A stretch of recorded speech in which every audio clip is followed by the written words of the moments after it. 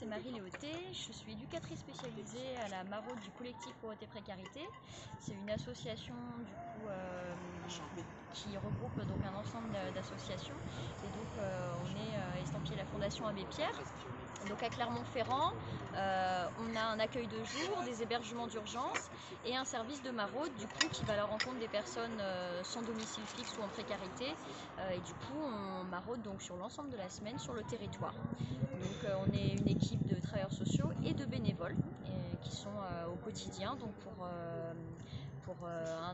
du coup de la veille sociale. Donc on va à la rencontre des personnes, on s'enquiert de leur situation, les aider dans les choses de la vie quotidienne, à savoir de la vêture, du dépannage alimentaire. Et au fur et à mesure de nos rencontres et de ce qui se construit, on peut les aider à retrouver un hébergement, un logement, retourner vers le droit, vers le soin, vraiment selon leurs besoins. Notre association, le collectif Pauvreté Précarité, est vraiment une association à échelle locale. On est vraiment sur le territoire de Clermont-Ferrand et les villes alentours, Rigon, etc. Mais toutes nos actions sont centrées sur Clermont-Ferrand. Et par contre, quand on est dans le cadre de relogement des personnes, parce que du coup on a plusieurs axes d'intervention et notamment un pôle d'accès au logement.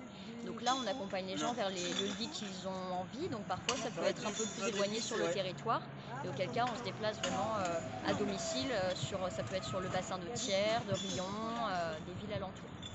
La maraude étant un service qui va à la rencontre des personnes où elles se trouvent, on fonctionne avec le 115 qui nous signale du coup les personnes sur les lieux qu'elles occupent. Donc on se déplace vraiment à la rencontre sur les lieux de vie des personnes.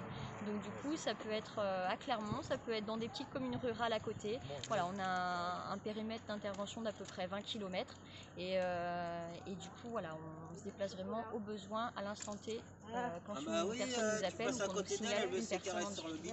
Alors nous allons principalement à la rencontre des personnes sans logement, qui sont à la rue. Donc même s'ils sont dans des lieux de vie avec d'autres personnes ou hébergés chez des tiers, on va quand même à leur rencontre. Après ça nous arrive bien sûr de rencontrer des personnes qui sont en logement, mais qui sont du coup en précarité, autant sociale, économique ou autre. Et du coup dans ces cas-là, on essaie de voir avec eux comment est-ce qu'on peut refaire du lien avec les organismes existants pour améliorer leurs conditions de vie. Alors du coup, c'est jamais évident de dire qu'on a besoin de quelque chose, mais il faut savoir qu'il y a toujours des personnes qui seront à l'écoute et qui pourront être là si vous avez des difficultés de stress alimentaire ou d'avoir un soutien psychologique ou autre, et qu'il y a toujours des possibles. Donc, pas hésiter. Vous êtes pris en considération, comment est-ce que tu penses être pris en considération? On s'occupe déjà pas de nous, déjà. Et de deux, l'inaction. En fait, il y a certains trucs qu'on comprend pas du tout, puisque on nous laisse dehors. Même quand on a des chiens, il faut batailler pour aller quelque part. Ça, vous êtes bien au courant. Et de trois, le gouvernement n'a rien à foutre des SDF. Il préfère franchement qu'on crève dehors. Moi, ça fait moins de monde à nourrir. Il y a une chose qui est sûre, moi je le vois au quotidien en tant qu'éducatrice, c'est qu'il y a une forme d'exclusion qui se répète, qui continue.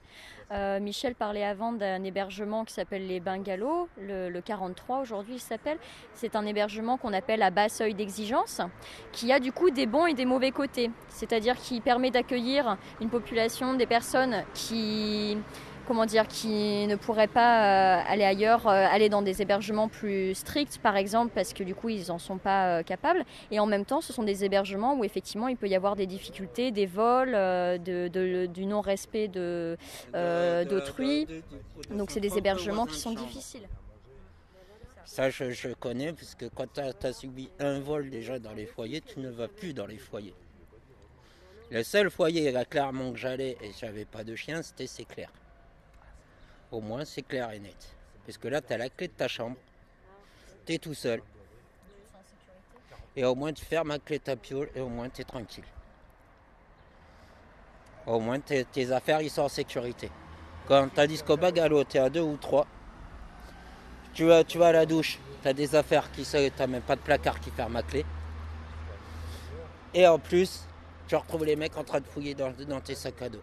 Donc au bout d'un moment, c'est mort. C'est tout con. Hein. Donc des choses de base qui ne sont pas forcément respectées ailleurs. Tu penses voilà, qu'il faudrait plus d'hébergement avec une sécurité, avec du coup une place vraiment pour toi. Faire un peu comme Brioude ils font. Ils ont fait un hébergement avec chambre, avec chenil qui est le long de la chambre, avec une porte-fenêtre pour que tu puisses donner à manger aux chiens. T'as ta chambre, t'as un placard qui ferme à clé. T'as toute la sécurité qu'il faut, puisqu'en fait, c'est les éducs qui te ferment les chambres à clé. Et au moins la journée, tes affaires ne sont pas volées. Tu peux faire ce que tu veux, tu peux sortir, tu peux rentrer, il te manquera rien du tout. Et ça, c'est Brioude. Sachant que clairement, on n'a plus le droit d'envoyer les gens à Brioude, parce que maintenant, c'est le Puy-en-Velay qui a le monopole. Parce qu'avant, le Puy-en-Velay, en fait, ce que j'ai vu avec le tremplin, en fait, c'était pas eux qui avaient le monopole avant. Ils avaient le monopole des petits locals, ils avaient le monopole de certains foyers, mais ils n'avaient pas le monopole sur Brioude. Donc, en fait, c'était tout Clermont qui envoyait les gens à Brioude.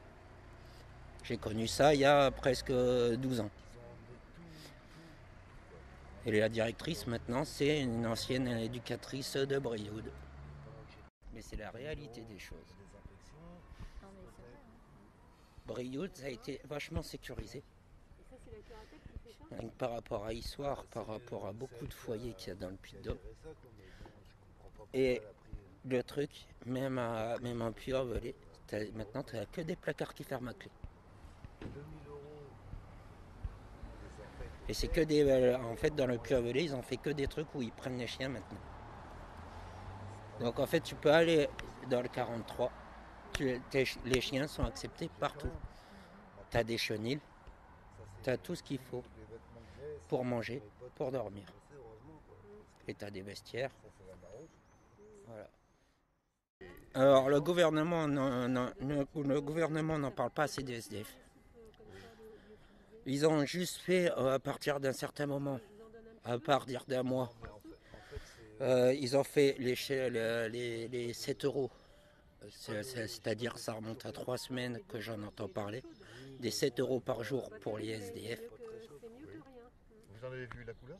Oui. Et la dernière chose, le gouvernement, ils veulent faire une amende de 500 euros pour ceux qui dorment dans la rue. Alors ce que je trouve inacceptable, parce qu'on n'a déjà pas de sous et on ne pourra jamais payer les amendes.